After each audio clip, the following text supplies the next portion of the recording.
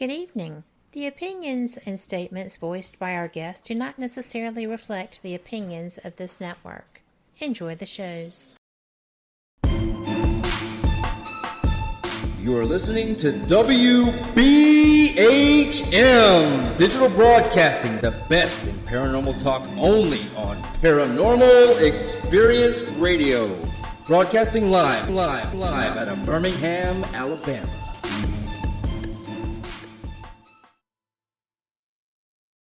Good evening. The opinions and statements voiced by our guests do not necessarily reflect the opinions of this network. Enjoy the shows. Headline edition, July 8, 1947. The Army Air Forces has announced that a flying disc has been found and is now in the possession of the Army. Army officers say the missile, found sometime last week, has been inspected at Roswell, New Mexico, and sent to Wright Field, Ohio, for further inspection. Now, historic films made in the spring of 1948 and just released show Eniwetok preparing for heavily guarded and still largely secret tests of new atomic weapons. The test's purpose is to measure atomic effects on thousands of different materials, 30,000 tons of them, not, as at Bikini, to prove military effectiveness.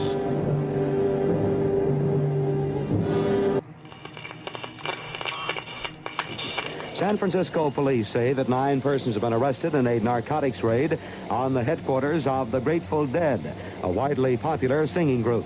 2 members of the group, Rod McKernan and Robert Weir, and their business manager, Danny Rifkin, have been booked on suspicion of possessing narcotics. 3, 2, 1, 0. All engine running. Liftoff. We have a liftoff. 32 minutes past the hour. Liftoff on Apollo 11. Tower cleared. We got a roll program. Neil Armstrong reporting the roll and pitch program, which puts Apollo 11 on a proper heading. I'm going to step off the limb now. That's one small step for man, one giant leap for mankind. Well, strange lights are causing a viral buzz on YouTube. Could we have caught extraterrestrial activity on a recent newscast? Brandon Arroyo investigates.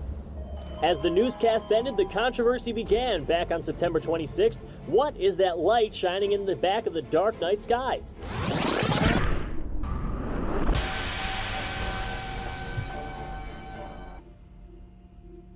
With coverage reaching all the way back to 1948, for over 70 years, Fate magazine has brought you reports of the strange and unknown, all of them true. Now, Fate Magazine Radio is carrying on that tradition of setting the standard in paranormal talk radio as we report and discuss some of the most mysterious and perplexing phenomena imaginable in this strange world of ours. Now, here is your host of Fate Magazine Radio, Kat Hobson.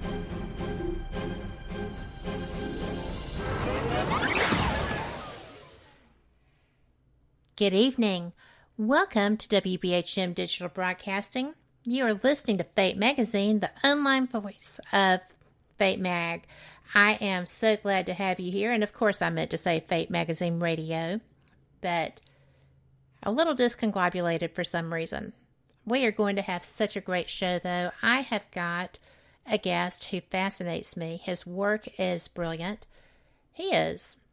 I am looking forward to this. He has been involved with this for quite some time. His degrees are in government, and he is a crisis mitigator, conflict mitigator. And I think that he probably has had to do some of that. I am fascinated by his work. He literally wrote the book on Exopolitics, the first one ever written or published. And then he wrote the second one too, not to be outdone. So I think that you're going to really enjoy this program. But before we get to our guest, I have to let everyone know that I hope you have had a fabulous Mother's Day. It has been It has been just a beautiful day here in the southern U.S., and I hope that yours has too. I know that we have got a lot of stuff going on, different new virus things relevant to children and relevant to adults too. But you know what? You can't live in fear. You can live in knowledge. But don't let talking heads put you into such fear that you're not functioning as you should. It's okay. Everybody is going to do the best they can. It's the best we can do. And we'll make it through. And I think that's the best way to look at that. Take care of you. Take care of others. Wash your hands, just like kindergarten. And we'll make it through this. Now, I am excited to welcome Dr. Michael Salla. I first ran into him at Contact in the Desert 2 years ago. I was not familiar with the secret space program at that time, and I walked into a lecture. And the speaker was someone who had been involved in that. His name is Corey Good. And he catches a lot of flack because people just don't want to open up and be realistic about the fact that this is something that really happened. It's hard to understand. It's hard to contemplate, and you don't want to think that something like that would be going on and you wouldn't be aware of it.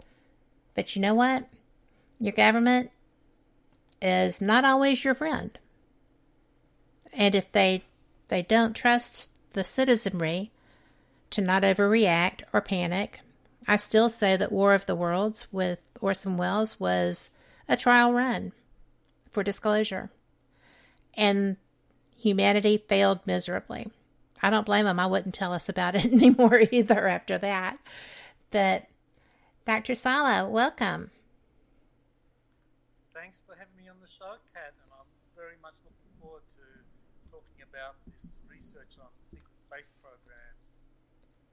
Well, you know, you were absolutely perfect, and now I'm having a tough time hearing you. Has something changed with your mic? Oh, okay. I did kind of change my position a little bit, but how does that sound? Okay, well, I will just bump you up a little bit. Your information is too great for people not to hear you. Okay, well, hopefully the mic is okay. That's perfect. That's perfect. Thank you so much for adjusting. Now, you're welcome.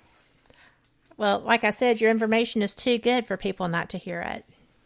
So I would like to just let people have an idea about how you got involved with knowledge of something of this nature. I know that you had worked for the government. You're very well renowned for your educational background and your conflict resolution, which I think is pretty astounding given all the conflict that's been around the world since I'm sure you have been a professional. So, you know, your work is outstanding. You're very well known. Your Ph.D. is in government from the University of Queensland. And you wrote 4 books, or wrote and edited 4 books focusing on international politics, right? That's right, yes. I basically graduated with my PhD in 1993 and then got my first academic appointment at the Australian National University, and my specialty was international conflict resolution, and that was something I continued to work on right up until 2001. And at that time, I watched the Disclosure Project press conference that Dr. Stephen Greer had organized, where he had, I think it was 21 witnesses talking about UFOs and a cover-up. And it just seamlessly fit into the research I was doing, because I actually was studying international conflict. And so he provided a kind of deeper level of analysis of what is going on that perpetuates international conflict. It's like, all of this research and all of the activities concerning UFOs that were going on around the planet. So I actually introduced it into the course that I was teaching at the time, which was it was a graduate course called Theories of Conflict, Violence and War. So I actually talked about that in 2001 in the summer. And that has been something I have continued to do. Unfortunately, academia was not a good fit. They did not like this topic. And so I had to eventually I was forced to leave academia and become an independent researcher. And I have been doing that up until this day and looking more and more at this whole phenomenon of UFOs, secret space programs, cover-up of extraterrestrial life, and it truly is a fascinating field, and I'm very happy to kind of talk about the different aspects of it. Something that I found interesting, and I do understand that the world of academia is not comfortable at all with this. I know that several people had waited until they gained tenure before they even wrote their books. So I have seen that happen, and there were still repercussions, but nothing, they just kind of rolled with it from that point. So I know that had to be difficult. When you started to become aware of this, did it have anything to do with your government work when you started hearing about a space program? Or was it just something that you happened across? Well, it was a natural evolution. My specialty was international conflict and trying to understand what is it that drives international conflict? What is it that makes it so difficult to resolve? Why is it that so many times academics and professionals resolve international conflict and then it just kind of breaks out again, or the solution or the negotiations fall apart? And so as I put two and two together, I realized it was like the best analogy I could come up with was it was like being a fireman, and you're trained to put out fires, but at a certain time you realize that there's this arsonist out there that is lighting these fires, and so you can keep on putting them out, but that arsonist is going to keep lighting them. So you then change your career, or you change your focus, and rather than putting out fires, you become an investigator. You try and find out, well, who is this arsonist? Why are they doing this? And so that's the analogy in terms of my research focus, shifting from putting out or resolving international conflicts to understanding, well, what's driving them? Who are the driving forces behind it? And it absolutely has everything to do with secret space programs and cover-ups of UFOs and extraterrestrial life. That is an interesting tie-in. The average person would not anticipate that any type of alien involvement would have something to do with earthbound politics and crises. Well, that's right. People don't realize the connection in terms of why international conflicts so persistent, and why might that be tied into this whole issue of UFOs and an extraterrestrial cover-up. And as I have dived into this and done more research, I realized that early on a decision was made to cover this up, to cover it up from Congress, to cover it up from the general media and the general public, while at the same time putting a lot of resources into black projects trying to understand what is going on and reverse engineering any technologies that were recovered. And so, the big question is, well, how do you raise the money for that? And it's like, well, if you're not going to reveal this to Congress and the general public, which typically allocates money for research projects, then how are you going to get the money?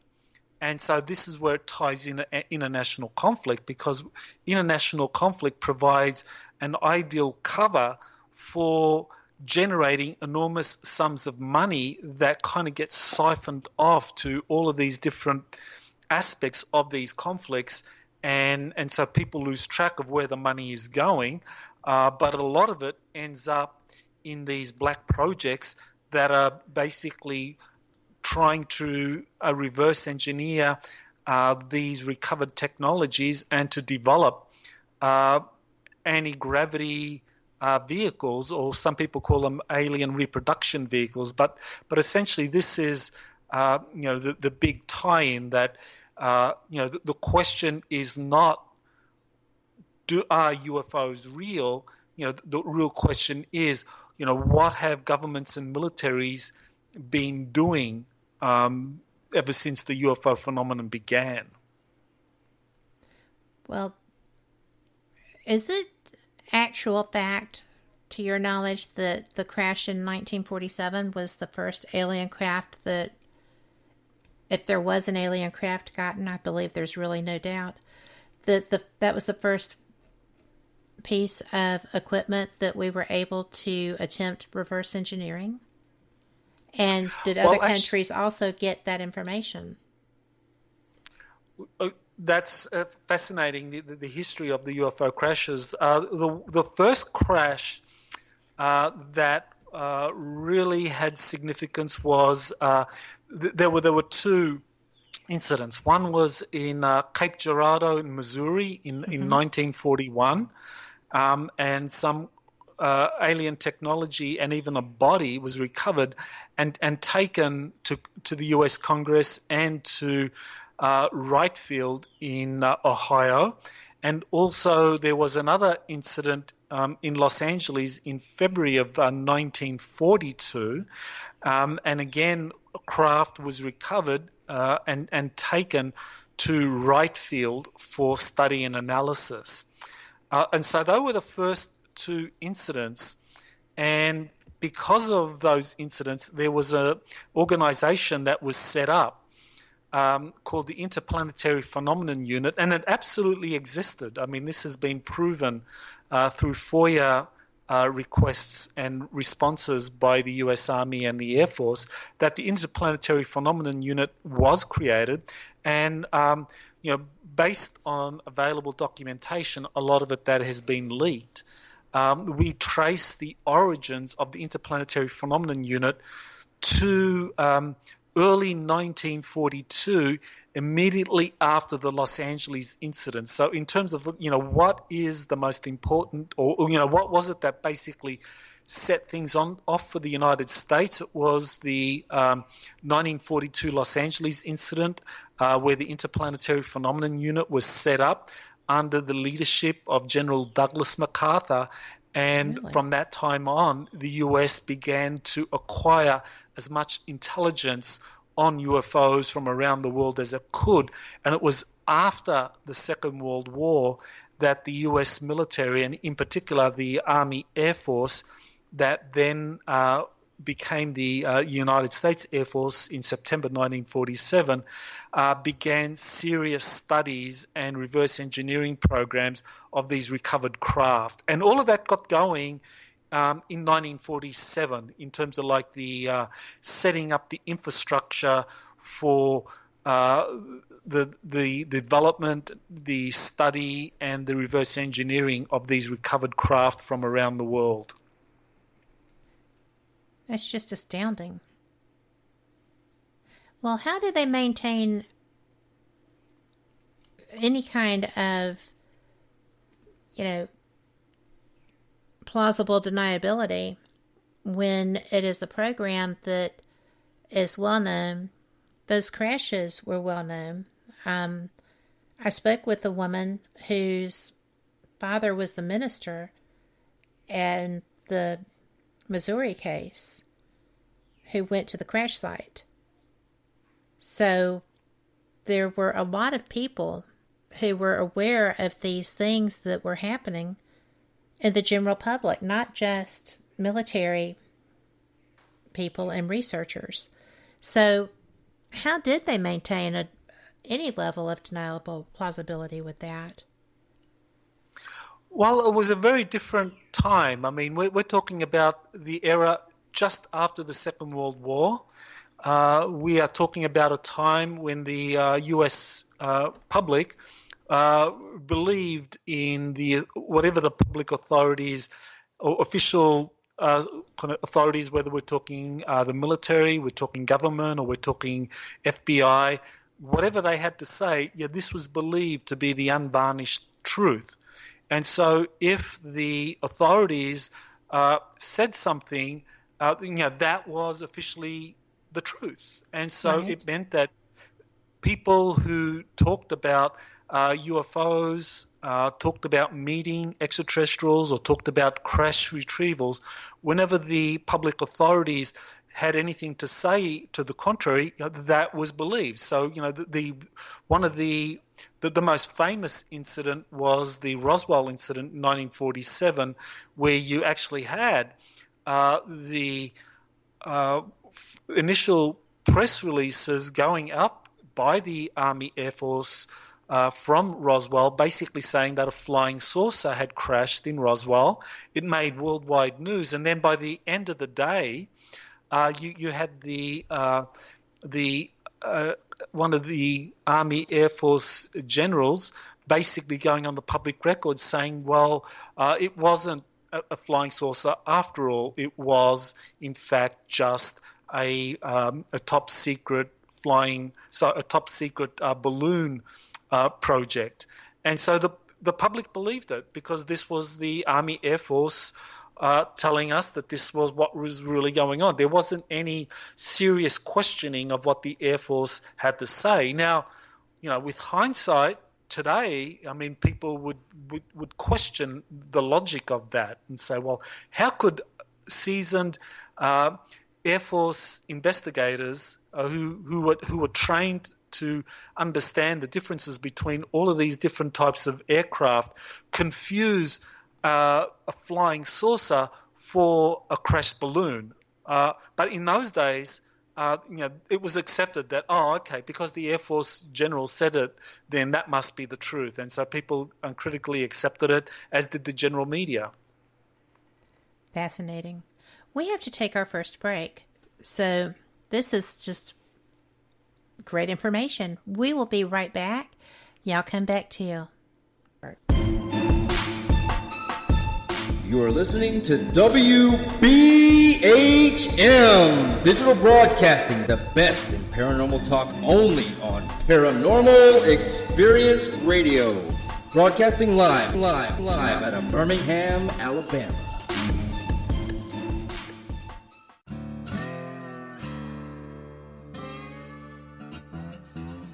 Oh, come on. I'm Southern, but...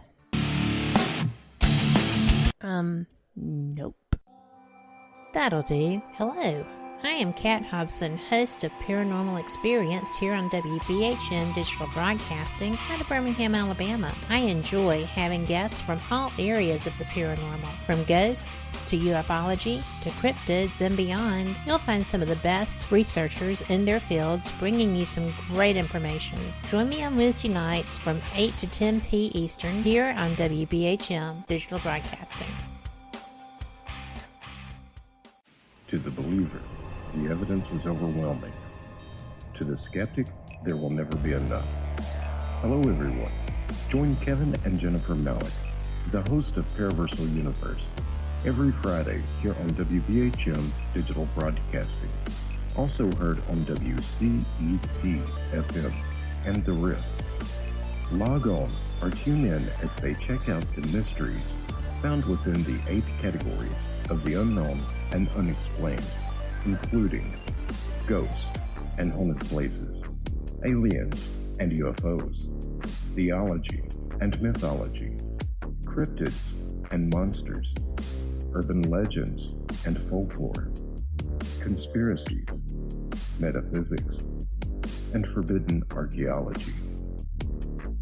Listen as Kevin and Jennifer interview the top minds in their respective fields as they share theories and information regarding these unsolved mysteries. For future show and archive information, one can find Paraversal Universe on Facebook, Twitter, and MeWe under various Paraversal Universe headings. So, for excellent talk radio about the unknown and unexplained, check out Paraversal Universe, where all paranormal perspectives apply.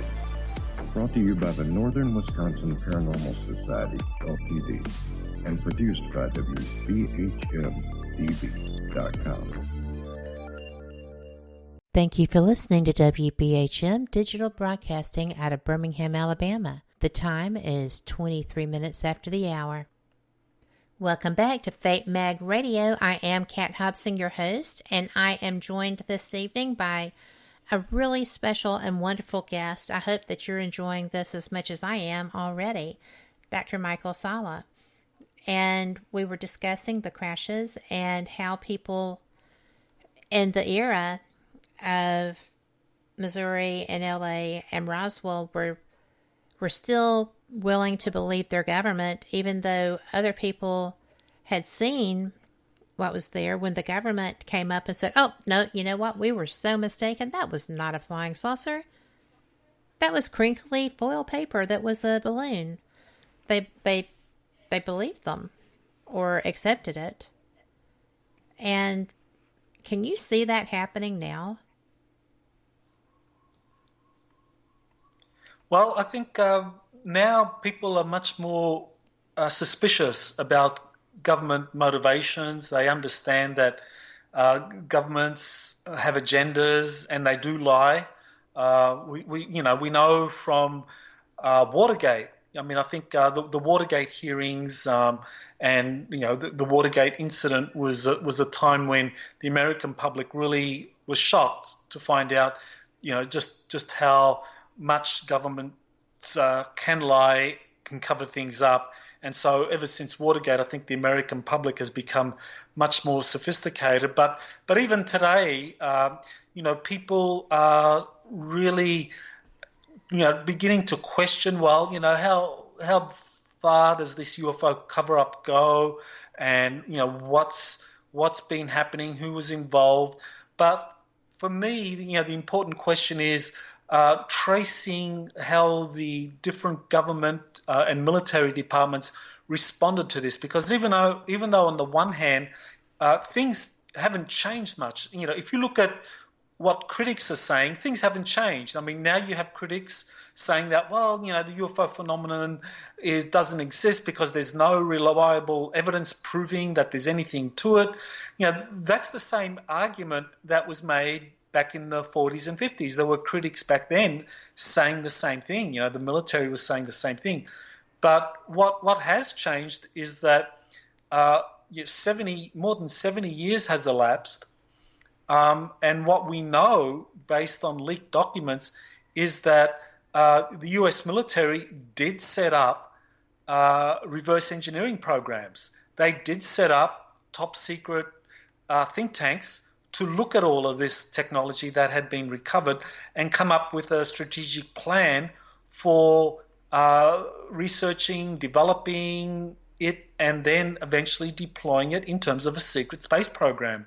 And so we see the different steps starting from the mid-1940s, when you had a group set up under the Army Air Force by the commanding general, General Hap Arnold, who was a 5-star general. He actually set up the first UFO study group, and that involved one of his chief scientific advisor was Dr. Theodore von Karman, and he set up something called the Scientific Advisory Group, and later that became the Scientific Advisory Board, and that basically advised the Army Air Force on the recovered flying saucer craft and came up with a blueprint, a kind of multi-decade blueprint on how the Army Air Force and later the Air Force itself could study, reverse engineer, and develop secret spacecraft that were reverse engineered from these recovered technologies.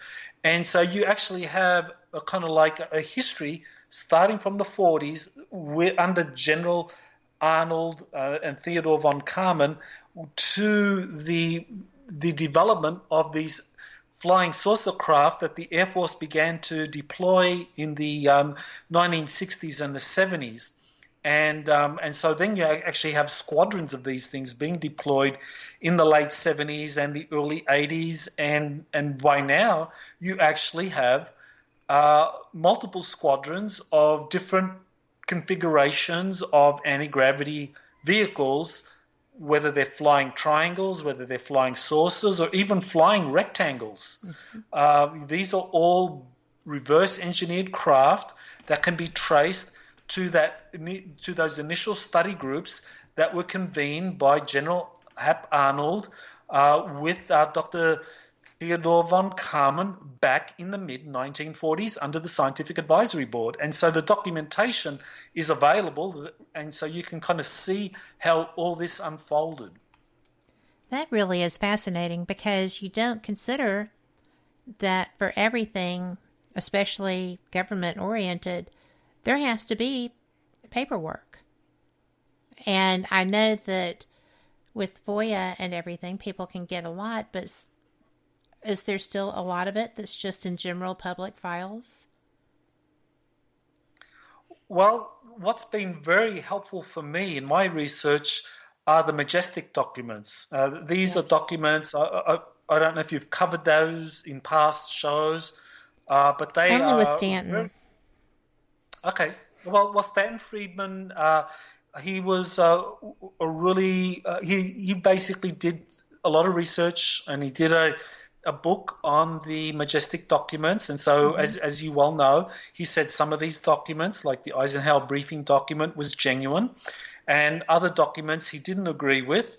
My position is based on the research of Dr. Robert Wood, who has done the most research on the Majestic documents, and he's come up with a classification guide for these in terms of how credible these documents are. But based on his analysis, I use his recommendations in terms of which of these Majestic documents are the most reliable for helping us understand the real history behind the scenes of these programs that were set up by the US government.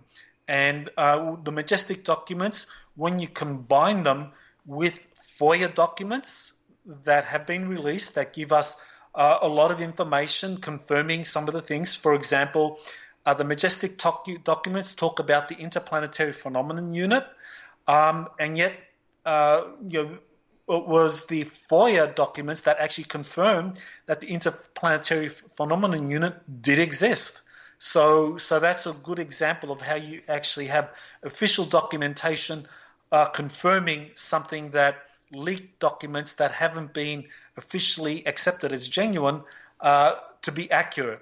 So the Majestic documents, I believe, are a very rich source of documentation that helps us understand this secret history behind the UFO phenomenon and how these reverse engineering programs were set up very early on by the Army, Air Force, and the Air Force and the Navy, for that matter, and that in addition to these documents, whether we're talking leaked or whether we're talking FOIA documents, we also have whistleblowers. We talk about people who have worked in these programs who have come forward to reveal different aspects. So that's another important source of information that I've used a lot in my research. Well, especially with your more recent as well. We have a question for you in chat, and I know that when we talked about the Missouri and the LA crashes, you said where they, what they did with the bodies and the vehicles. Sherry said she didn't hear you cover what they did with the vehicles and bodies from Roswell. Do you believe that alien cover-ups happened there too? Oh, definitely, yes. Okay. Yes. Yes, the Roswell incident was a very important one because that seemed to be the catalyst for the creation of a national security system to deal with the entire phenomenon. So there was the creation of the Majestic 12 Special Studies Group that had direct oversight in terms of coordinating a response by the national security system to the UFO phenomenon. And so the Roswell incident was very important for that in terms of how did the US government coordinate its response to this phenomenon. And what we know from the Roswell craft incident was that the Army Air Force was given primary responsibility for studying the craft that had been retrieved, and that the craft were taken to the Army Air Force's premier research facility for the study of foreign technology, which was Wright Field. And after September 1947, when the Air Force was created, Wright Field was renamed Wright-Patterson Air Force Base because there was, an amalgamation of, different research facilities. But that's where the Roswell craft was first taken in 1947, and then in the mid 1950s, you had the creation of Area 51. Which was a more secure facility, and so a lot of the Roswell craft and other debris that had been recovered from Germany, Nazi Germany in particular, the flying saucer programs that the Nazis had worked on, all of that was taken to Wright Field under a program called Operation Lusty, and that was the recovery of all Nazi Germany's kind of aerospace technologies and bringing them to the United States for study. So Wright Field was has been since the 1940s the primary place for the study of recovered flying saucers, whether we're talking extraterrestrial or whether we're talking Nazi prototypes. First at Wright Field, and then from the mid-1950s, these craft were relocated to Area 51, which was a more secure facility, and that has continued to be the way in which the system has conducted its study and reverse engineering programs. Do you think that there's any way that the government could come out and say, you know what, we just had the public interest at heart. We really didn't want to create, a panic. And we do have this stuff. We have been working on it.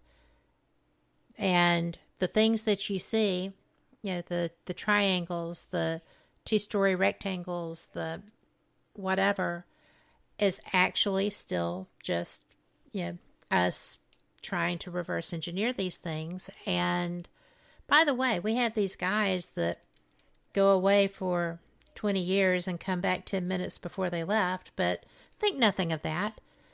It's just so unbelievable to think that they are ever going to be able to disclose without there being just a hideous flashback on them. Well, I try and kind of keep it as simple as possible for people to understand the complexity of what has been going on. The same reasons that led to this all being covered up back in the 40s continue today. I mean, we have the same kind of like justifications and rationale for keeping this secret. But what has changed is that what the US military wants to do in terms of taking control of this phenomenon. What I have been kind of like observing is that in the mid-1990s, there was a kind of a shift as far as the US military was concerned, that up until that time, the US military was pretty much content with the secrecy system. It worked for them. But in the 1970s, there was incidents that happened which led to the US military losing trust in the secrecy system and wanting to overturn it. And so that's when you had hundreds of military whistleblowers being allowed to come forward. So it was not accidental that you actually had Stephen Greer experiencing a lot of support for the Disclosure Project, because the US military was saying, we are not happy with the way in which the secrecy system has evolved. We have been largely cut out of the loop. The US military now does not have access to some of these most secretive programs that are being developed in these corporate laboratories on military facilities. And we, the military, the Joint Chiefs of Staff, the Defense Intelligence Agency, the Air Force Office of Special Investigations, the Office of Naval Intelligence, where we have been cut out of the loop. We are not happy with this, and so we are going to basically encourage whistleblowers to come forward to reveal what's going on, because the system needs to change. So that is why you have had, since the kind of like mid to late 1990s, hundreds of military whistleblowers that have been allowed to come forward and talk about this, because the military are not happy. And so this is why the system has now been challenged. So the secrecy system is now on the verge of collapse, because you have had so many hundreds of whistleblowers come forward and talk about this. You have people like Corey Gould or Emery Smith and many, Pete Peterson, many others who have been talking about various aspects of these secret space programs and these reverse engineering programs. And they've been talking about this. And this is because the military wants this information to come out, because they want to make this something that becomes part of the kind of so-called white world of officially sanctioned programs that are funded through the US Congress, as opposed to black world projects that are funded off the books by these illicit funding mechanisms that have been set up by the CIA to kind of keep all this sequestered away from the US public. Well, I'm curious, because what I would consider old school ufologists are not very pleased with these people coming forward, particularly the secret space program.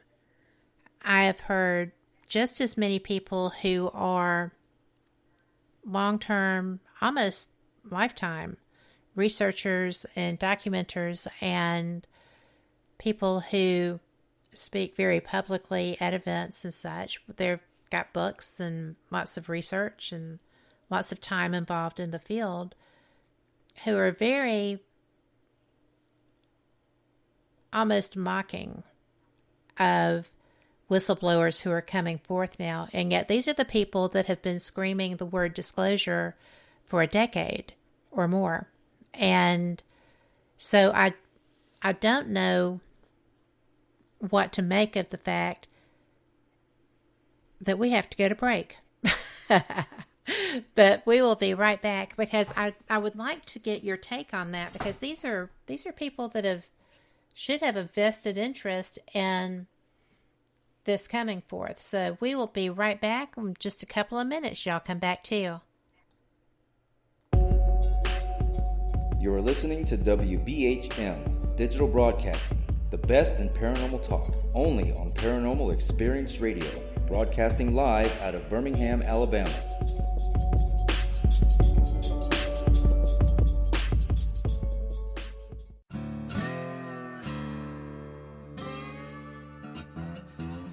Oh, come on. I'm Southern, but... Nope. That'll do. Hello. I am Kat Hobson, host of Paranormal Experience here on WBHM Digital Broadcasting out of Birmingham, Alabama. I enjoy having guests from all areas of the paranormal, from ghosts to ufology to cryptids and beyond. You'll find some of the best researchers in their fields bringing you some great information. Join me on Wednesday nights from 8 to 10 p. Eastern here on WBHM Digital Broadcasting. Since 1948, Fate magazine has brought you reports of the strange and unknown, all of them true. Fate Radio is carrying on that tradition, bringing you the unusual, macabre, strange, and bizarre. Join host Kat Hobson Sunday nights from 8 to 10 p.m. Eastern on WBHM Digital Broadcasting.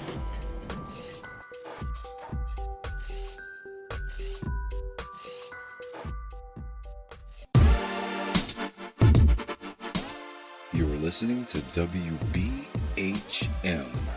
Digital Broadcasting, the best in paranormal talk, only on Paranormal Experienced Radio, broadcasting live out of Birmingham, Alabama.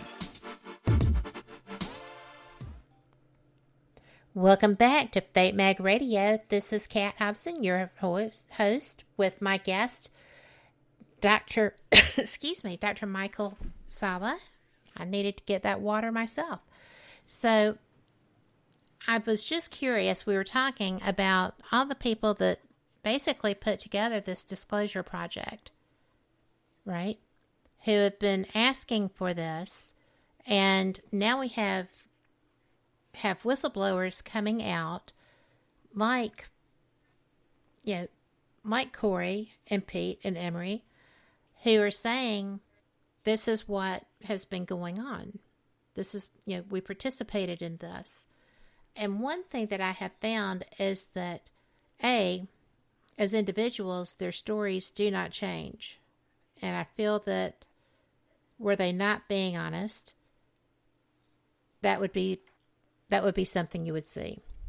And I just am curious as to why you think people that so adamantly want the truth are slamming people who are trying to tell it. Yes, this has been a really divisive issue within the UFO community, and that was something that I came across pretty early on when I got involved in the UFO community back in 2001, was that there is a really clear divide between those that want to focus on documentation and verifiable facts, as opposed to those that want to focus on testimony of whistleblowers who have first-hand experience of these classified projects. And what typically happens is that you have those that focus on documentation or on kind of like empirical evidence, demanding those who say that they have first-hand experience in some of these classified projects for proof. Like, for a good example is Bob Lazar, who came forward in 1989, and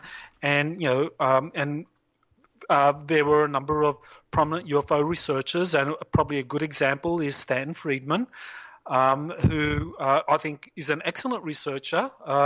But as far as Bob Lazar was concerned, Stanton Friedman said, well, we have no way of proving he is telling the truth. That when you do any kind of document search, there's nothing there verifying the veracity of what he says. But on the other hand, you had people like George Knapp looking very closely at Bob Lazar and finding evidence that records were actually being removed. For example, that Bob Lazar's employment at Los Alamos National Laboratory, that initially Los Alamos said, well, we have no records of him working here. But then George Knapp was able to find a phone book having which listed Bob Lazar as having worked there. And so you have this kind of debate over whistleblowers, people who claim to have worked in these programs, over whether or not they should be believed. And people demand documentation to prove the veracity of what they say.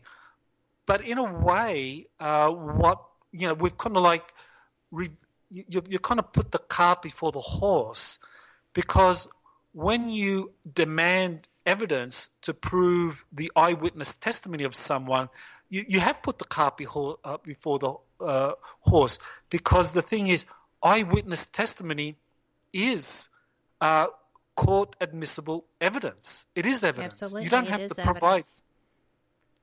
Exactly. You don't have to provide evidence to prove eyewitness testimony, because eyewitness testimony is evidence that is fully admissible in a court of law.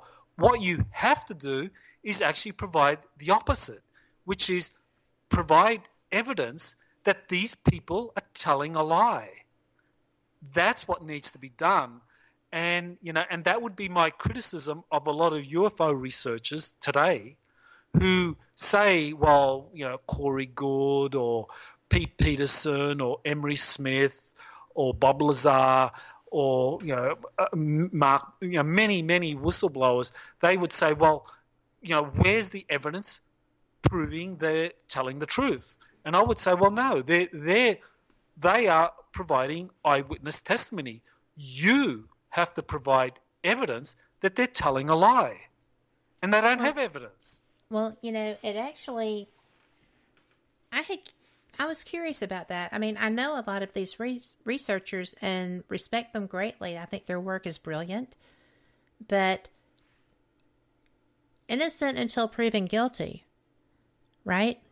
If you have multiple sources coming forth with the exact same stories, exact same experiences, the work guidelines are the same, you kind of have to take that seriously. And I get frustrated because I know that. I'm a paralegal. I know what's admissible and what's not. And, you have to figure that, like Bob Lazar's instance, there was a lot to be gained by making him appear to be illegitimate. So, it's just a bizarre set of circumstances. Here you've been asking for this information for decades. There's someone telling you this information and you're attacking them. Literally, being disrespectful. So I have a really difficult time with that. And I'm Switzerland on this. This is not my serious field of study, although it is fast becoming that. But I think that it is important to not shoot the messenger. Just because your government is lying to you doesn't mean that you have to take out the person that is trying to tell you what really is happening. Would you agree? That does happen. Unfortunately, that does happen, that people do shoot the messenger, and they do it on this mistaken assumption that an eyewitness to these classified programs, let's take someone like Emery Smith. A participant, right, yes. Let's take someone like Emery Smith, who has documents showing that he did work for the U.S. Air Force, and that he was stationed out at Kirtland Air Force Base. That he did work as a medical first assistant, which is involved in kind of like surgical operations. So, that directly supports his testimony that he was involved in the dissection of alien cadavers or in the analysis of tissue samples from extraterrestrials. So, these are his claims. So he actually has documentation supporting that. But yet people will criticize him because they say, well, he's provided no evidence of these kind of like alien autopsies or these kind of like tissue extraction programs that were happening at Kirtland. He's provided zero evidence. So why should we believe him? Well, again, you put the cart before the horse. The guy did work for the Air Force. He was a medical first, a surgical first assist. I think that was the job title he had, and he was trained to do something along the lines of what he claims, which is to conduct kind of tissue extraction and analysis of various physical parts of alien cadavers or physical bodies that were recovered that were part of an Air Force or corporate space program that was set up to kind of look at aliens who had died. And so this is what he said he was doing. So, there is his background does substantiate a lot of his claims, but he doesn't have any documentation to prove that he worked in a corporate-run alien surgical program stationed out of Kirtland Air Force Base, because that is very highly classified material, and he doesn't have to prove it. I mean, that's not his responsibility. All he can do, and he does very well, is to provide his first-hand knowledge, his eyewitness testimony of what he saw, provide documentation, which he has done. He's provided documentation substantiating that he did work for the Air Force and that he did work as a surgical first assist, and that is about as good as it can get in terms of substantiating someone's involvement in some of these classified programs that people say are part of these secret space programs. This is just too cool. I am so glad that you are here and that we are having this conversation. It's something that I've just been waiting on the right person to ask the questions of, and you are him. But we are getting ready to go to our second break. Our second hour. When we come back, I have a couple of questions. We've got some in the chat room that I've jotted down. And I'm so appreciative of you being here to share your information and knowledge relevant to these topics. It's something that, as I go to events, I'm taken aback, really, by, this group of people are tight and think this, and that's great. I mean, you do have your colleagues that you work better with and you like to be with, but they're not open to this group of colleagues who are researching that and have documentation for that, and their methodologies are different. So near the twain shall meet, right? It's not supposed to be that way. It's supposed to be a team effort if you're actually wanting to get the information that you say that you're looking for. There has to be a method in place, and people who have different information and different information sources need to be able to share that in comfort, I think. So when we come back, we're going to hit this stuff again. And, it's the news break. Ever hopeful, but man, it's been a long time since we had a little good news, right? Other than the fact that it's Mother's Day and it's been a good day for me, and I hope it has for all the other moms out there too. We'll be back. Live from NPR News in Washington, I'm Janine Herbst.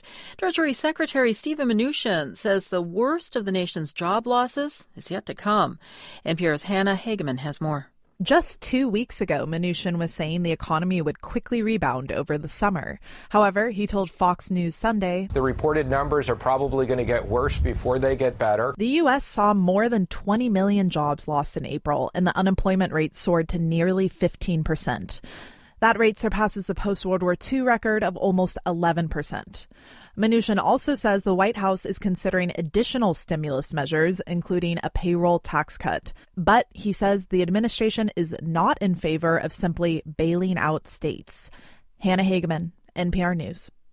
UK Prime Minister Boris Johnson outlined his vision for a slow reopening of the economy this week in a TV address tonight. Johnson said people in manufacturing jobs and others who can't work from home should be actively encouraged to go to work.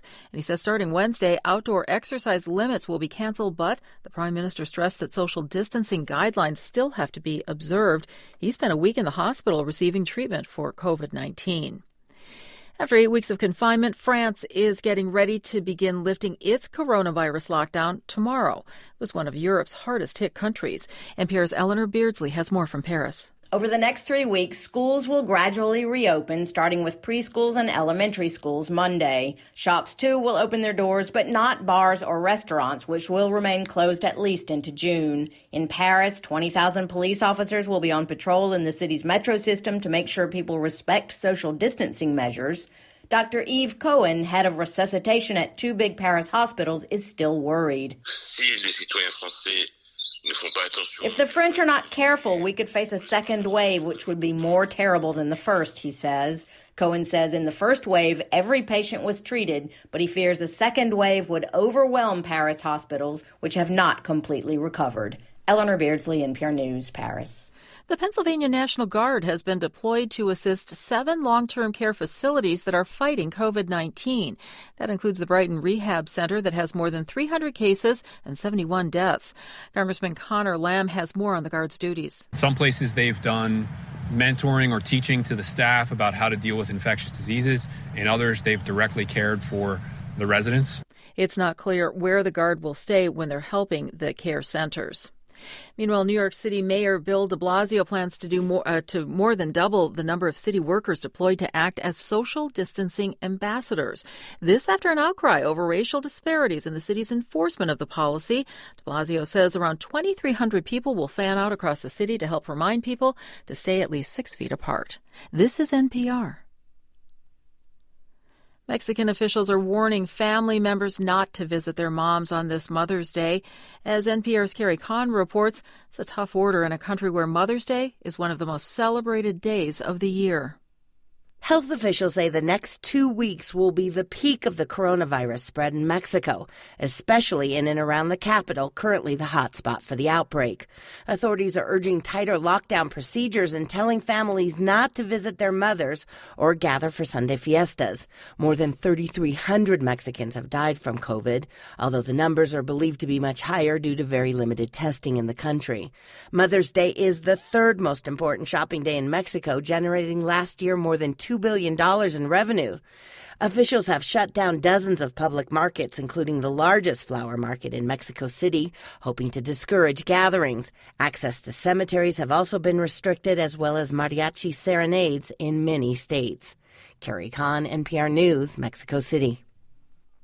Iranian state media reports the country is ready for talks on an unconditional prisoner swap with the United States. This over fears that the coronavirus could put the prisoners in both countries at risk. But government officials say the U.S. has not responded.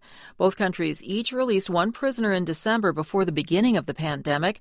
The Trump administration is pressing for the release of several Americans held by Iran, including Navy veteran Michael White. He was granted a medical furlough in March, but officials said he has to stay in Iran.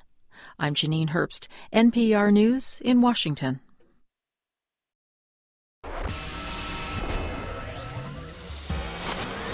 You are listening to WBHM Digital Broadcasting, Birmingham, Alabama.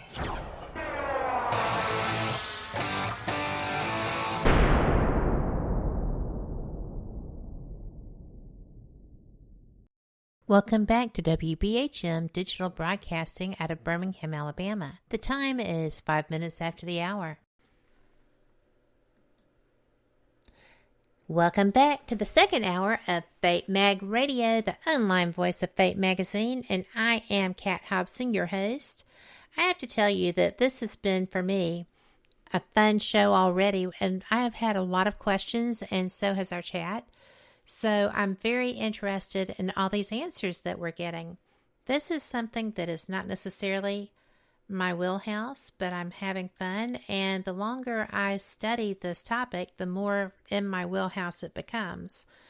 Dr. Michael Salla is internationally recognized for his knowledge in international politics, conflict resolution, and U.S. foreign policy. He actually is pretty astounding if you consider the different places that he has gone to work, and it's beautiful that he goes out and does that. He's done field work in ethnic conflicts involving East Timor, Kosovo, Macedonia, and Sri Lanka. I think that that's pretty astounding.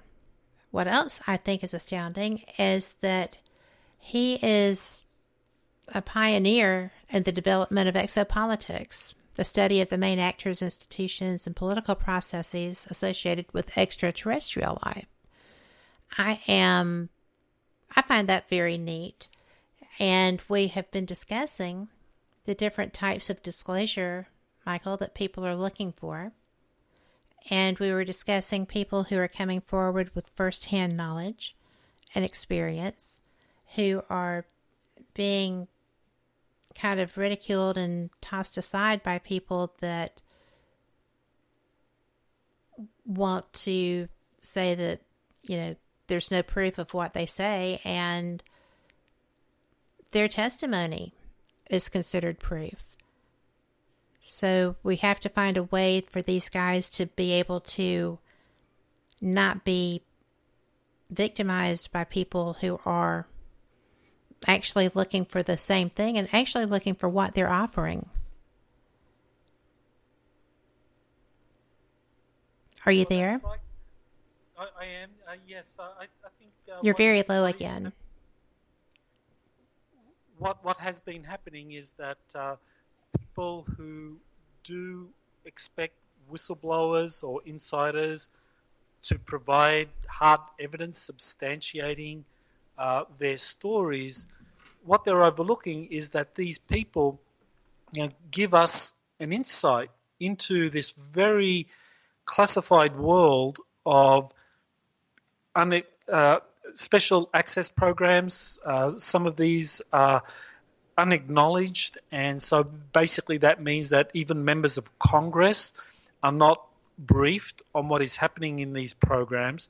So you have people, whistleblowers, talking about these programs, giving us insights, and they're expected to provide evidence on a special access program that is part of a compartmentalized program that is illegal to disclose. So while some of these whistleblowers are encouraged to come forward by the military, one good example is William Tompkins, who did work for the U.S. Navy and has worked for major aerospace corporations.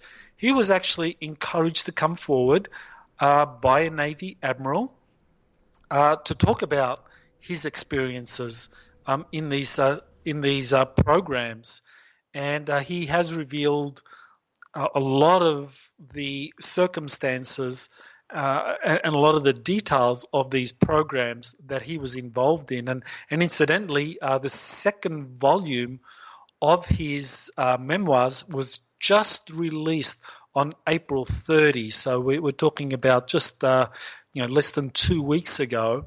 And I'm very fortunate to have played a role in that. I was part of the editorial team for that. And so for those that read the first volume, they'll find that this volume is a much easier read. And he is someone that has provided a lot of details and gives us the kind of big picture of what's going on.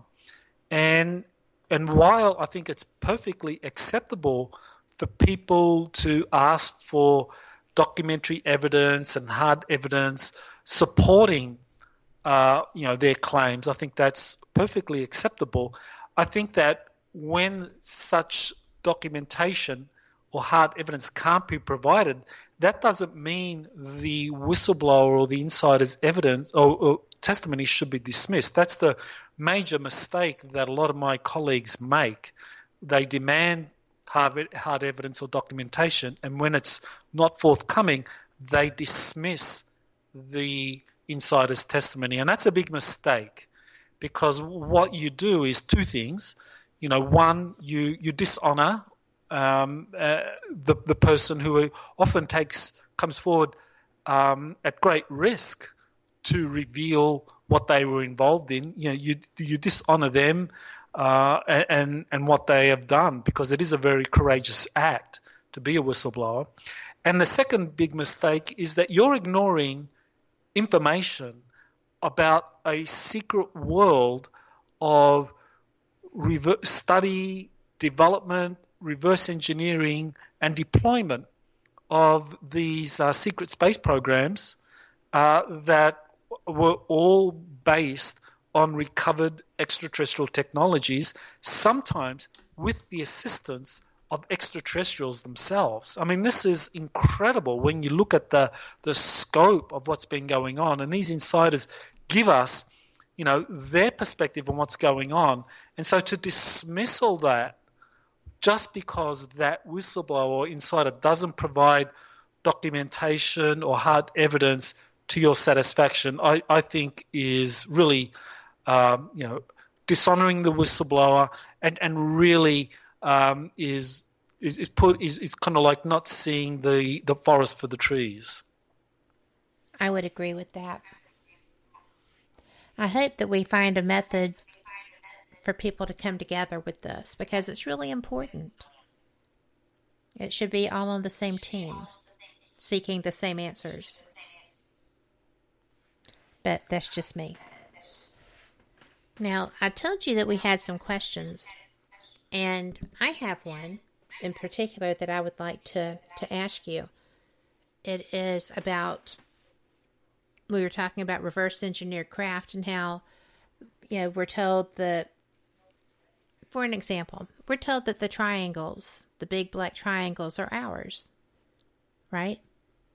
But I know and have spoken with several very credible people who have been taken by them, and some of them hurt badly, damaged. And why on earth, if that were our craft, would people be being taken aboard them and injured?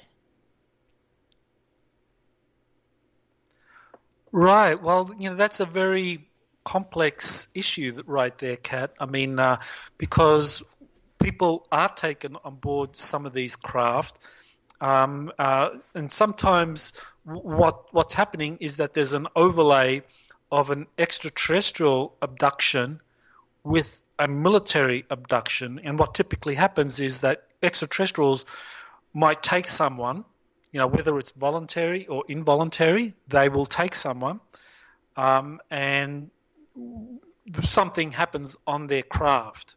Often there is some sort of genetic kind of like manipulation or experimentation that is occurring, and the people are put back in their homes, and then they're re-abducted by a military program that is trying to ascertain exactly what the extraterrestrials are doing. And so, often because of this kind of like abduction and re-abduction phenomenon, people are very confused as to exactly what's going on, because the extraterrestrials will kind of like put in screen memories or remove the memory, and then you actually have the kind of military re-abductions doing something similar but using cruder kind of like medical technologies to remove memories through chemicals injected into the body and so forth, and kind of trauma-based mind control. So it is very confusing, very invasive, and very traumatic for people that are caught up in this cycle of extraterrestrial and military abduction. But that has been going on for a long time.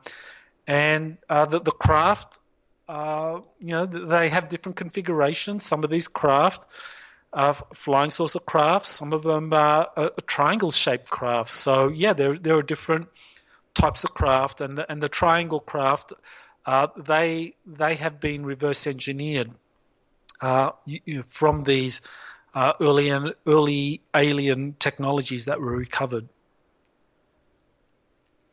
Okay, well, I was just curious because I know a person who was abducted with a friend while camping by the crew of a triangle. And when he woke up, he didn't have memory of it, but his friend did, because his friend was extraordinarily traumatized. So that was all on the same night. Would the military intervene that quickly? And how would they know? Well, that's a really interesting is, how does the military know when abductions happen through some kind of extraterrestrial intervention? And what I know is that it's pretty, not quite instantaneous, but essentially what happens when extraterrestrials come into our atmosphere, it's not like we think it often as like a kind of linear journey where they travel from, say the moons of Saturn, and they travel into the upper atmosphere of Earth, and it's a kind of linear thing. What happens is that they typically manifest in our space-time. And what happens is that when you actually have extraterrestrials moving through space-time, what occurs is that there's some energy pulse that is generated. There's a kind of energy signature which can be identified through this kind of like global satellite system that has been set up by the US military. So they can, using their geosatellite system, monitor extraterrestrials appearing in our space-time anywhere around the planet, and pretty quickly triangulate on where that is happening. And so if someone is abducted, they pretty quickly know about it, and so they can send a craft there. And so in the case of your friend, I'm not sure if that was a re-abduction, but it could well have been where you actually have this kind of overlay of first an extraterrestrial contact being made, and then there's a military abduction occurring pretty closely after that, because the military wants to know, why did the extraterrestrials take you? What is it about you that they're interested in, and what kind of qualities do you have that may be of use to the extraterrestrials? We want to know about that. So, those are legitimate national security kind of issues, and so, but that's what's been going on for decades now. Well, I just found that experience to be alarming, and because I have been told that the triangles are ours, that we have re-engineered or back-engineered, reverse-engineered to get to them, and we take them on a trial run. But I also have been told by people who have got vast knowledge in this field that they were investigating a sighting, and were in a field, and a massive triangle came up, and every person in that field ran. There was no, I think we should get out of here, whatever. It was primal fear in every one of them. None of them known for fear. So it was just interesting to me, and I did want to know a little bit about that. And, well, darn, we're at our first break. We will be right back. Thank y'all for being here, and y'all come back. You're listening to WBHM Digital Broadcasting, the best in paranormal talk, only on Paranormal Experience Radio, broadcasting live out of Birmingham, Alabama.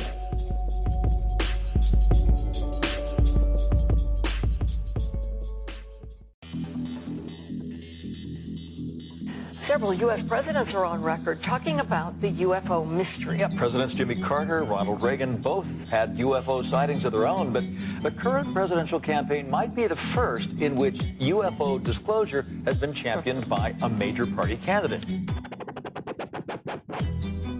DIA, CIA, it moves around, is operating a program to train psychic spies to spy and use their powers against Russia. John Ronson writes about this in The Men Who Stare at Goats.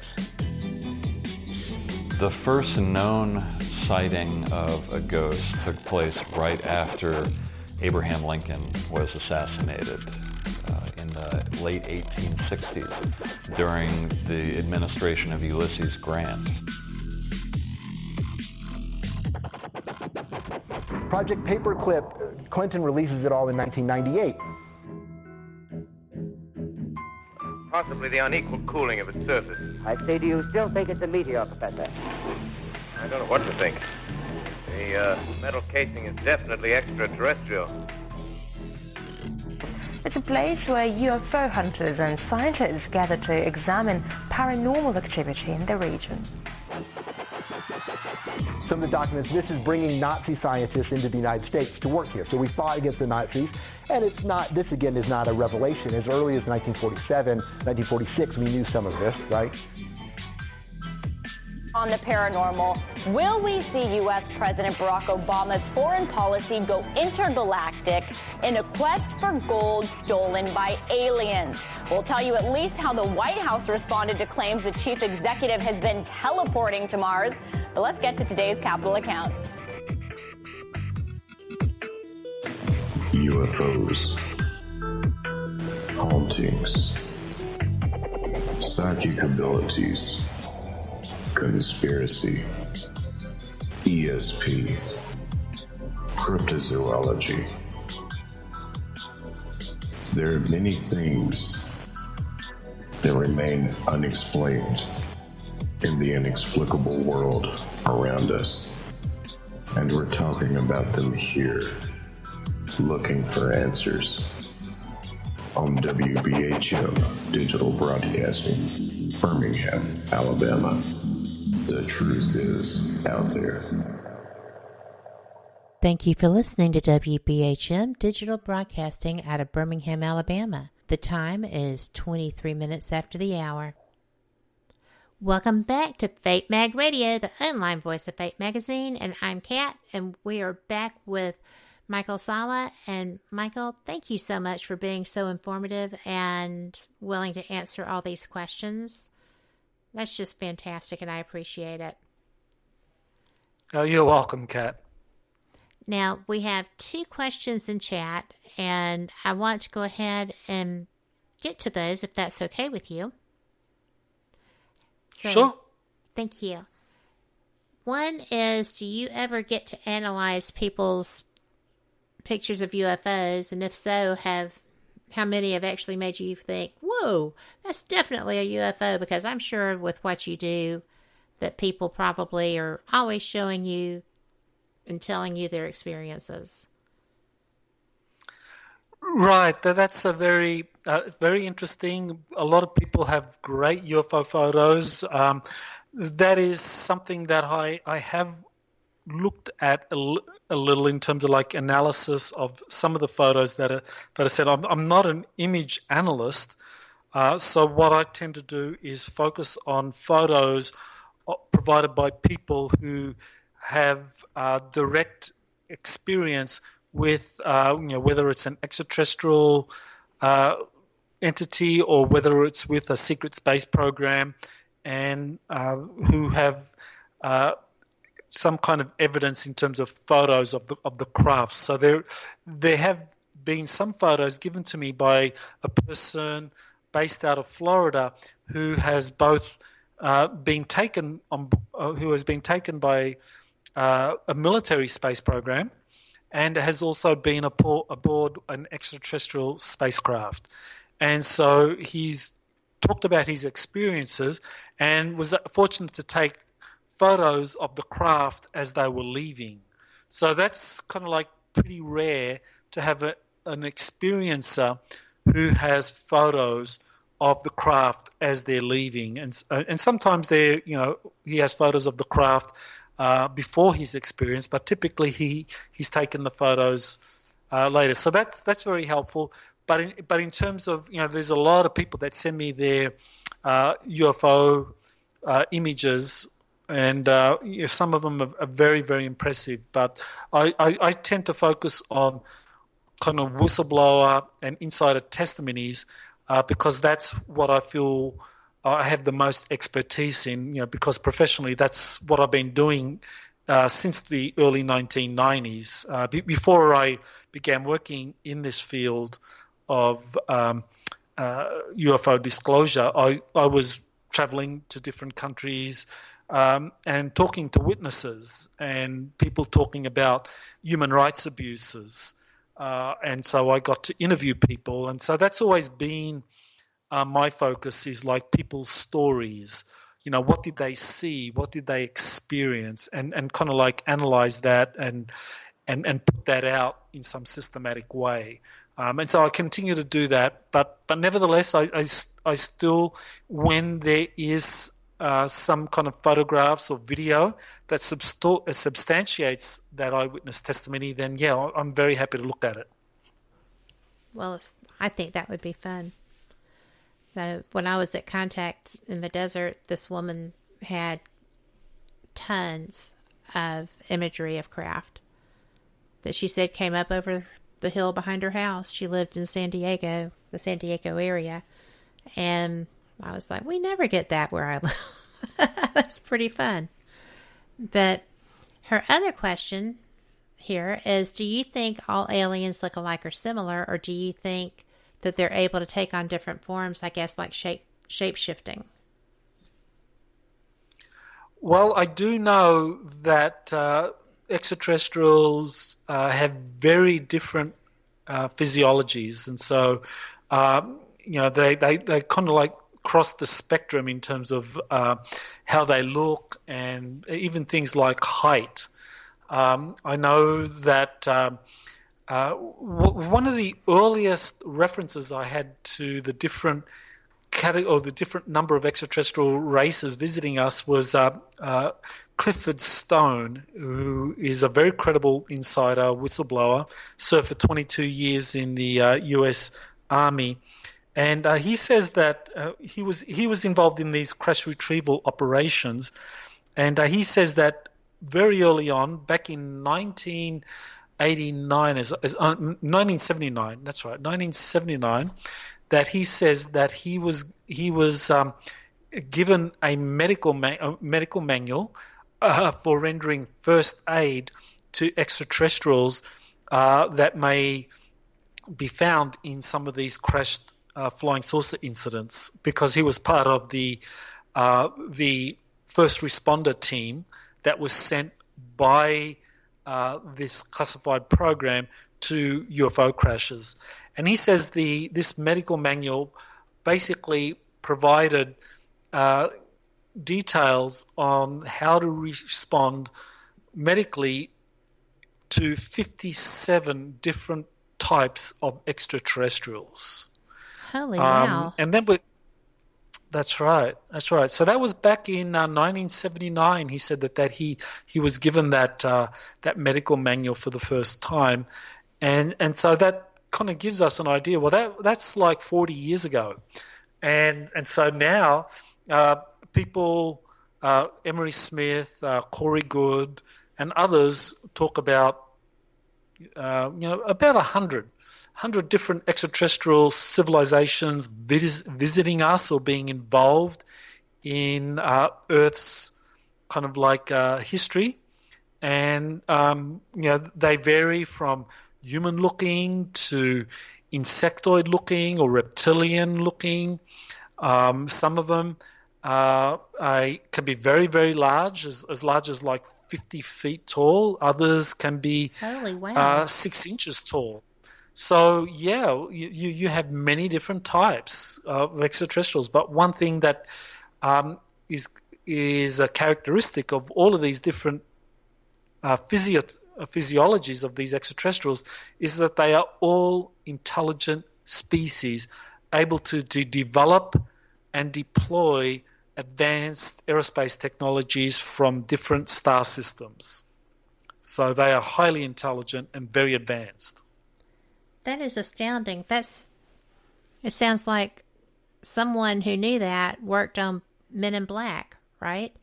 When they go into the little inner chamber and there's all these different aliens in there when they're trying to get off the planet. That's so weird that was something that was included in that film. Well, that's really interesting you say that, Kat, because, when I first saw Men in Black, I thought that this was a case of soft disclosure, that this is Hollywood putting out information in a kind of like a satirical, comedic type of form to kind of like present the truth, put it out into the public, but in a way that could be easily dismissed and ridiculed, but that there was actually that this was based on kind of real life events. And one of the things that I found fascinating was that I think it was around 2010, the Prime Minister of Russia, Dmitry Medvedev, he actually was caught on a hot mic incident, actually saying that the Men in Black was actually pretty close to the truth, that there was in fact an international agency set up to monitor extraterrestrials living amongst us. So he was saying that the Men in Black was based on facts. So this is the Prime Minister and former President of Russia saying this back around Amazing. 2012. Yeah. Well, I knew that the end we're just one of many universes. I feel that's true. And I live in the Bible Belt, and that's not always a popular opinion. but there's a great big world out there, and there's a humongous world out there off planet. So it would be very presumptuous of us to think that we're the only creatures here or there, out there. It's just, but I did, when you said that was the first thing that came to mind was when he had the ball and zip, zip, zip, zips everywhere, and there were all the aliens trying to get off planet. So there were all those species. That's so cool. I am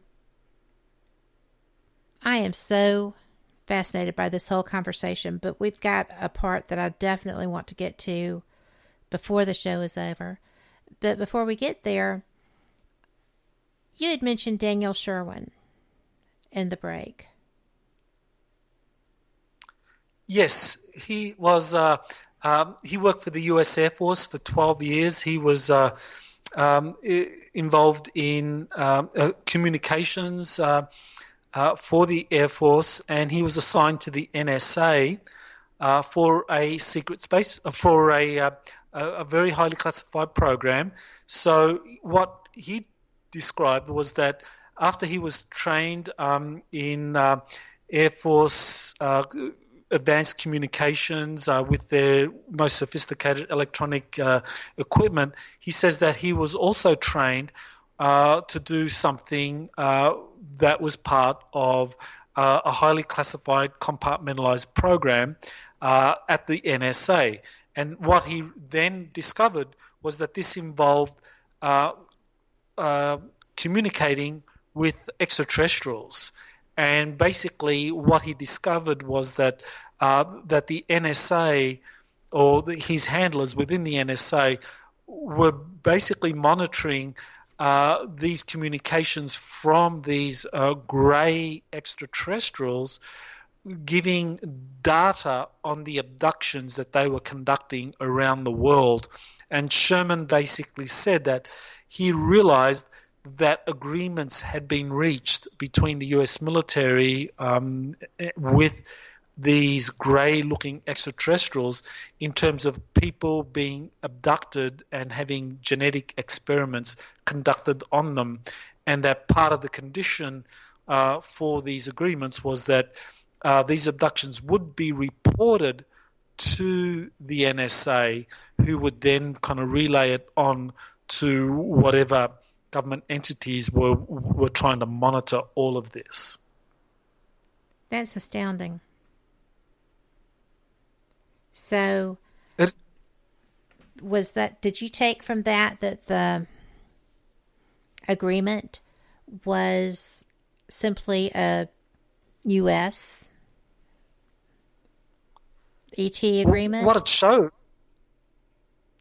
what it showed to me was that agreements had been reached with extraterrestrials, yes, with the different presidential administrations, and in my research, I've been able to trace this down to the Eisenhower administration, where there were meetings and diplomacy conducted by President Eisenhower and his administration with different groups of extraterrestrials, and eventually agreements were reached, and the agreements basically allowed for technology to be shared by the extraterrestrials, who obviously had very advanced technology that the US military was very interested in, and in exchange, the extraterrestrials were given rights to establish bases on the Earth and to conduct a limited number of genetic experiments involving humans, and that this information would be relayed on to the US military. So definitely these agreements were reached in the 1950s and continue to the present day. I find that alarming, and I was aware that there were supposed to be documents relevant to that. And I think that if I were one of the people being abducted and I found out that my government said, "Oh yeah, this is fine. You give us this many and we'll do that," and I would be upset. I'm upset for them. It is. It's definitely very upsetting because people assume that one of the primary responsibilities of the government and the military is to ensure the security of their citizens, and to realize that agreements have been reached where a whole category of citizens could be abducted and their rights violated systematically, and all of this was reported to the military and no action was taken. That is definitely very upsetting. Well, angering almost. I just find the whole concept of trading parts of the human populace for technology wrong. And I know that there's going to be arguments for greater good and whatever other justifications, but it just seems wrong.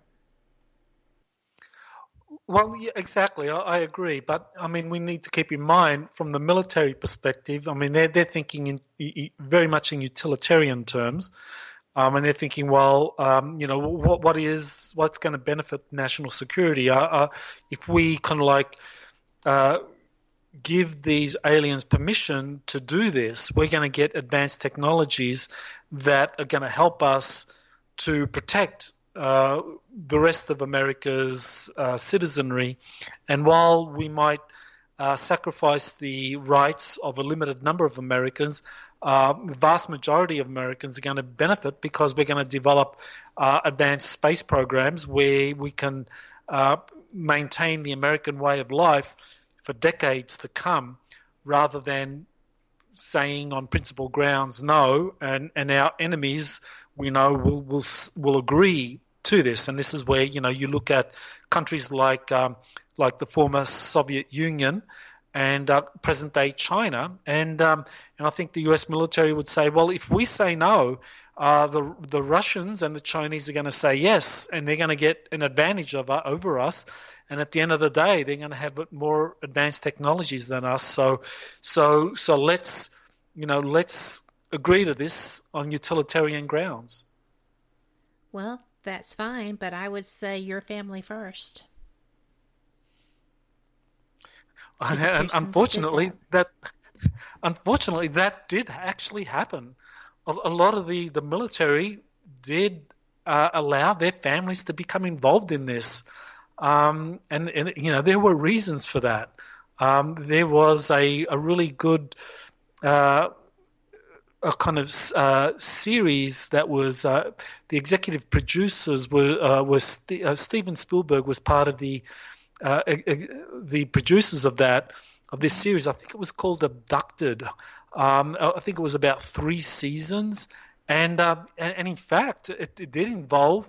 It was a multi-generational thing where it was the families of military personnel that were often involved in these abductions, because this was the way in which the military could keep control of that. That people that were being abducted, that they would recruit their children into these programs, and that would enable them to kind of monitor this more closely. Well, I have always heard that abduction experiences seem to be familial within that group. So perhaps. I had always wondered about that. Well, we are about a minute away from our last break, and I wanted to get into your new book. So when we come back, we're going to talk about China and the situations that are going on, the space issues that they seem to be advancing quite a bit all of a sudden. And they put a station up on the moon, on the backside of the moon, ostensibly. And I want to hear what you have to say about that. So, that cool with you? Sure, I'm looking forward to that. All right. Well, we will be right back. Thank y'all all for listening, and we'll catch you on the flip side. You are listening to WBHM Digital Broadcasting, the best in paranormal talk, only on Paranormal Experience Radio, broadcasting live out of Birmingham, Alabama.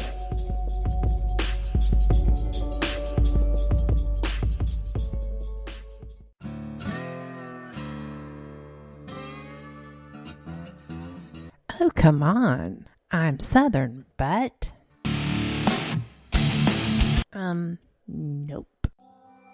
That'll do. Hello. I am Kat Hobson, host of Paranormal Experience here on WBHM Digital Broadcasting out of Birmingham, Alabama. I enjoy having guests from all areas of the paranormal, from ghosts to ufology to cryptids and beyond. You'll find some of the best researchers in their fields bringing you some great information. Join me on Wednesday nights from 8 to 10 p. Eastern here on WBHM Digital Broadcasting. Since 1948, Fate magazine has brought you reports of the strange and unknown, all of them true. Fate Radio is carrying on that tradition, bringing you the unusual, macabre, strange, and bizarre. Join host Kat Hobson Sunday nights from 8 to 10 p.m. Eastern on WBHM Digital Broadcasting.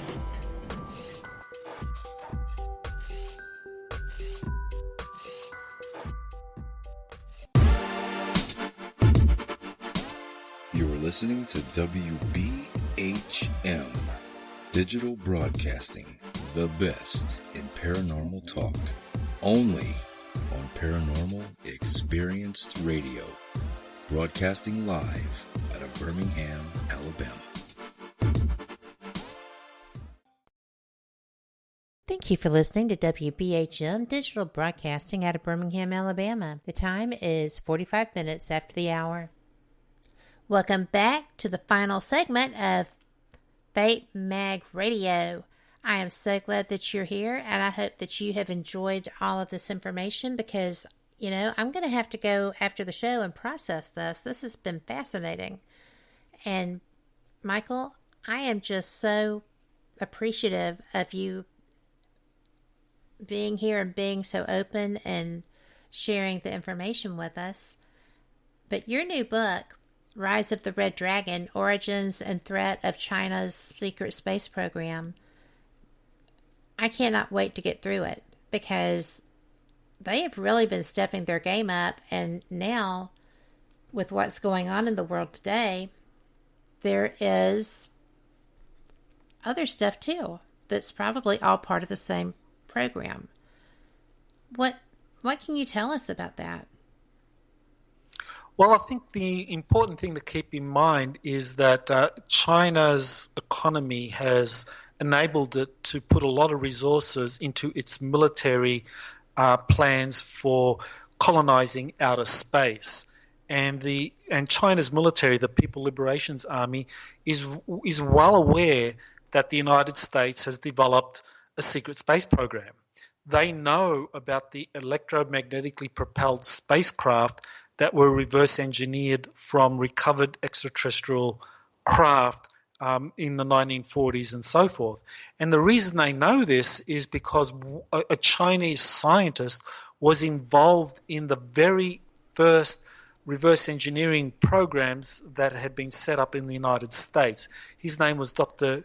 Shen Su-shen, and he was a rocket pioneer that was based out of Caltech and JPL in the late 1930s and early 1940s, and he was actually part of the initial scientific advisory group that was set up to study the recovered spacecraft and flying saucers that had been brought over from Germany and that had actually been recovered from New Mexico. That this Chinese scientist was actually part of Operation Lusty, which was the U.S. Army Air Force's scientific team, a recovery team that was sent to Nazi Germany to inquire and find out about their flying saucer program. So this guy was a part of that. He was part of the scientific advisory board that analyzed the retrieved Roswell craft, and he was part of the group that set up the first blueprints for the U.S. Army Air Force to set up a reverse engineering program to develop their own future secret space program. So this Chinese scientist brought all that information with him to China in 1955 when he was expelled from the United States in a really bizarre set of circumstances. So he helped set up China's secret space program. And today, because China's economy has just grown so quickly, so fast, China is putting enormous resources into its secret space program because China understands that whoever controls the strategic high ground in any future military conflict is going to win. And China recognizes that the strategic high ground is space.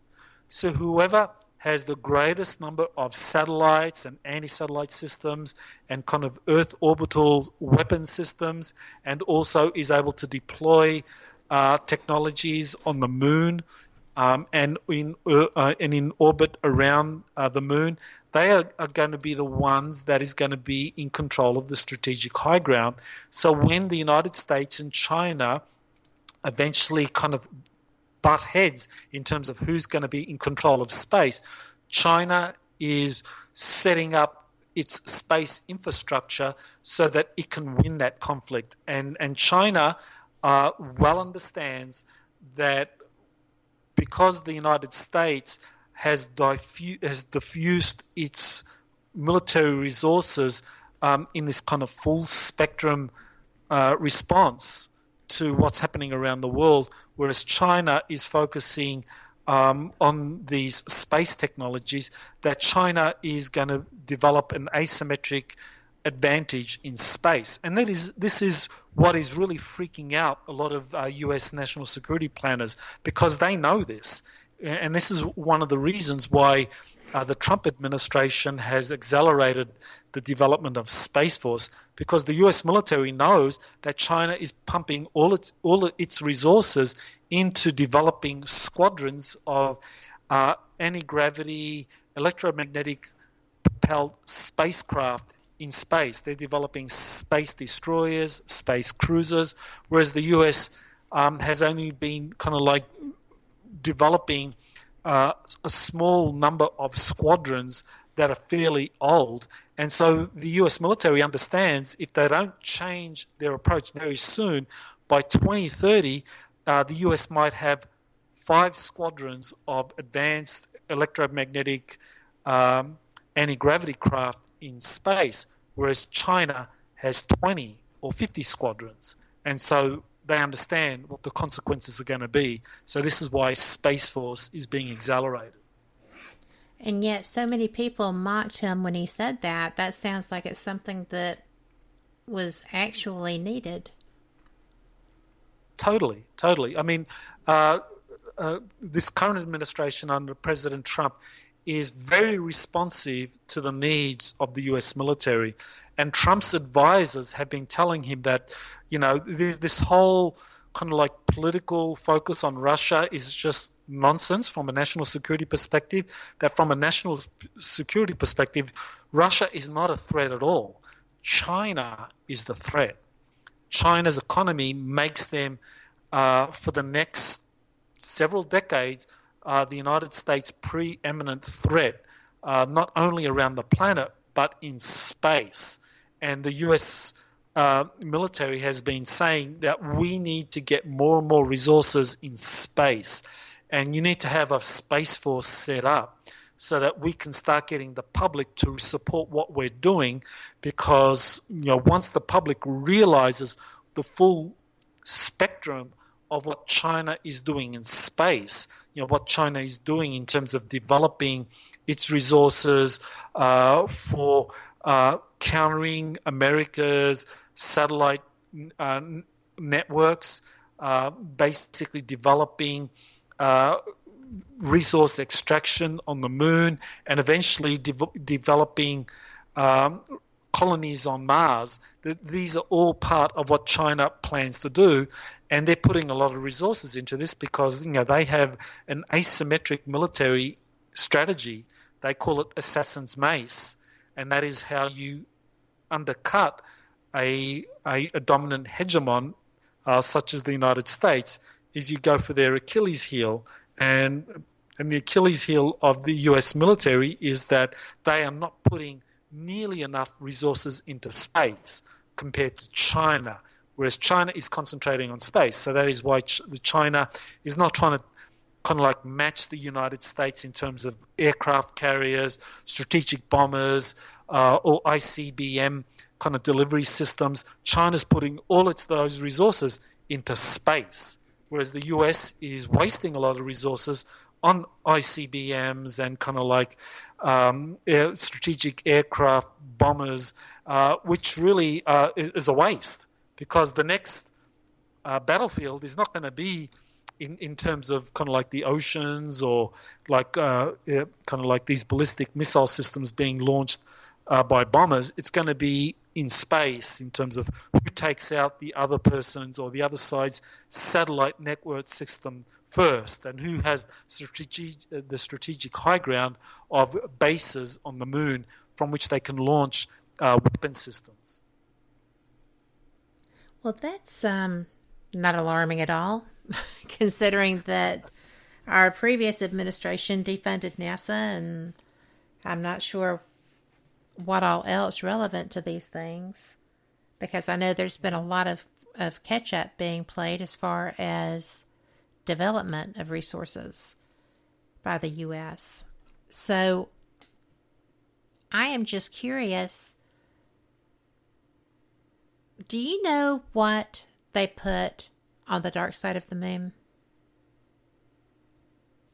Well, China has sent a probe to the moon and has landed a lander and a rover on the far side of the moon, and that is because they are trying to catch up to what the US knows of what's happening on the far side of the moon, and what the Chinese are quickly learning is that the far side of the moon has a number of different has multiple bases.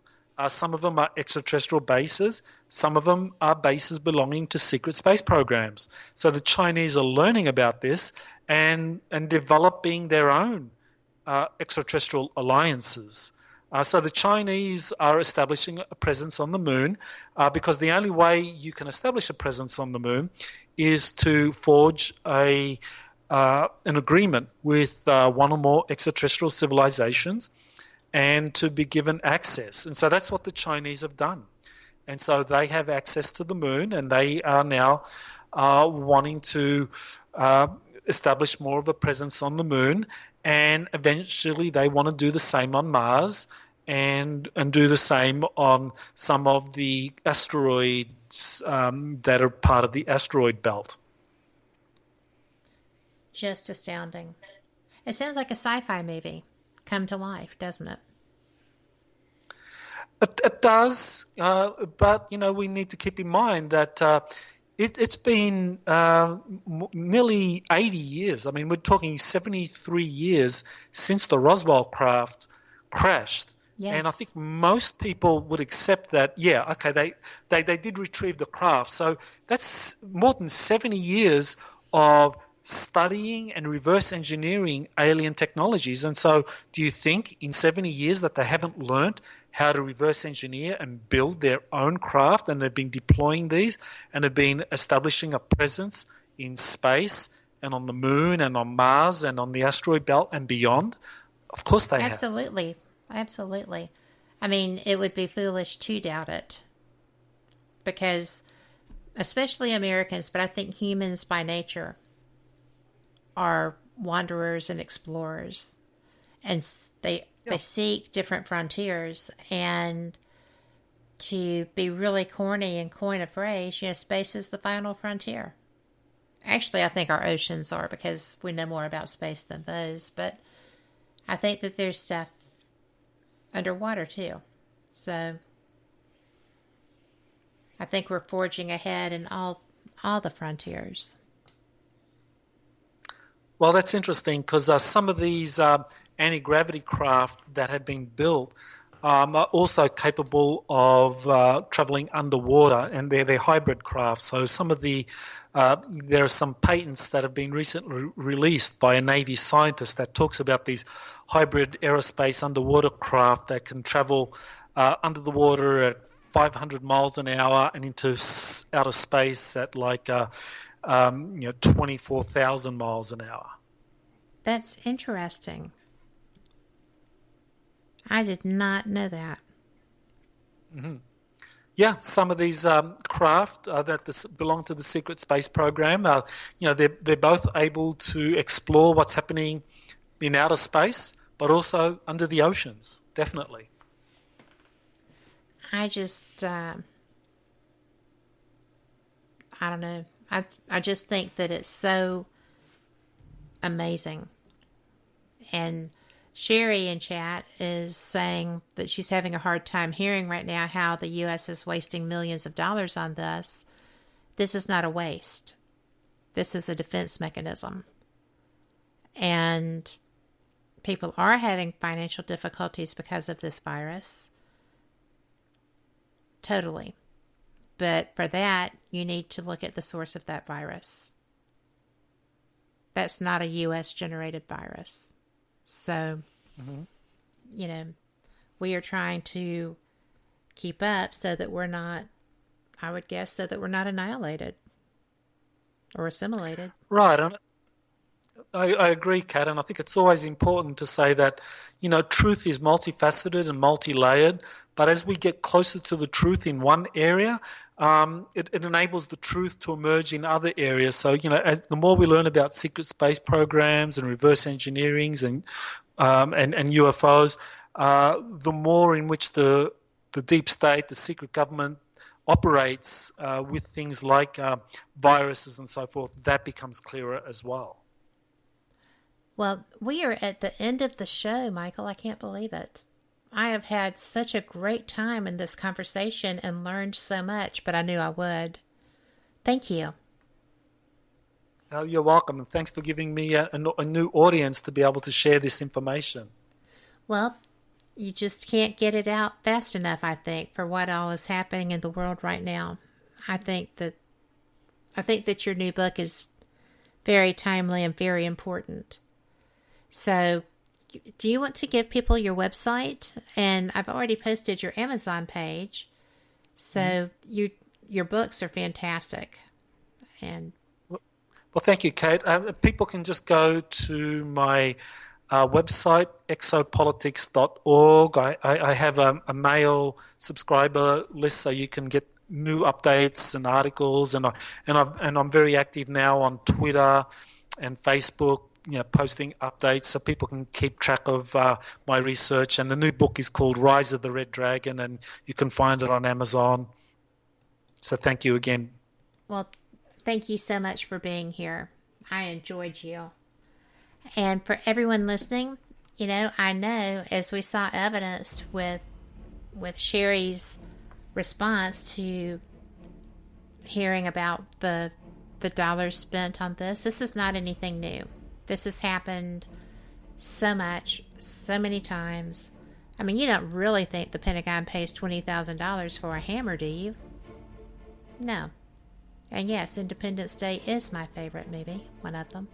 So, this money has been being spent for quite some time, and I find it interesting that as China is trying to go big or go home with their program, and and they understand that money is the basis for being able to do these programs, that the U.S. is incapacitated and our populace is in dire straits, and our government is bleeding money to help with this. So bear that in mind when you start thinking about who to be frustrated with. So, if you don't like it, change it. Be the change you want to see in the world. Be the friend that you want to have. And we can do that. It is all about being the change you want to see. Thank y'all. Good night.